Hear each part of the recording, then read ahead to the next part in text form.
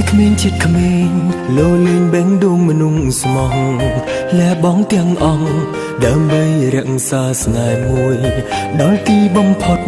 បានត្រឹម100ហេតុផលស្រីចិត្តចុងស្រល់សល់តែភាពក្បត់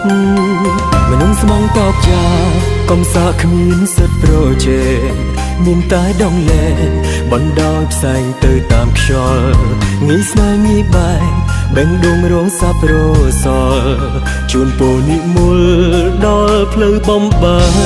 កអីលើឈឺចាប់អូនប្រាប់ថាអារម្មណ៍អូនត្រូវការអ្នកថែចិនដល់លួងលោមរៀមរាឲ្យបងត្រឡប់ឲ្យធ្វើយ៉ាងណាបើបេះដូងនេះដើរដល់ផ្លូវបត់រឿងយើងបានចប់គឺវាចប់យូរហើយថ្ងៃអូនសុំបែកបងទប់ទឹកភ្នែកខំស្រែកខំហើកាន់ដៃគ្នាទៅចិត្តស្រីខូខើនឹកស្មានមិនដល់វេលាផ្លាំងផ្ដោឲ្យបងបានជួបนุ่งល្អហើយពើរកអ្នកផ្សេងទៅព្រោះបងឈឺគ្រប់គ្រាន់ហើយ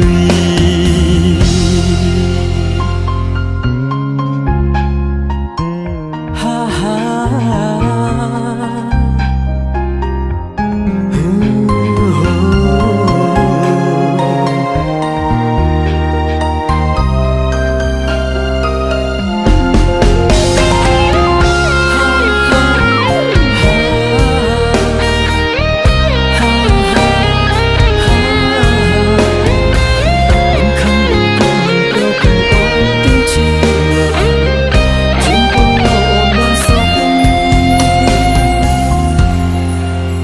ក្មេងចិត្តក្មេងលោលេងបេងដួងមនុស្សស្មោះលែបងទាំងអង្គដើម្បីរក្សាស្នេហ៍មួយដល់ទីបំផុតបានត្រឹម100ហេតុផលស្រីចិត្តចុងស្រល់សល់តែភាពក្បត់មនុស្សស្មងតបចាកំសាគ្មានសិទ្ធប្រជែងមានតែដងលែងបណ្ដោយផ្សែងទៅតាមខ្យល់ងាយស្នេហ៍ងាយបែកបេងដួងរសាប់រសល់ជូនពរនិមលដល់ផ្លូវបំបែកអីលើឈឺចាប់អូនប្រាប់ថាអារម្មណ៍អូនត្រូវការអ្នកថែចិនដល់លួងលោមរៀមរាឲ្យបងត្រឡប់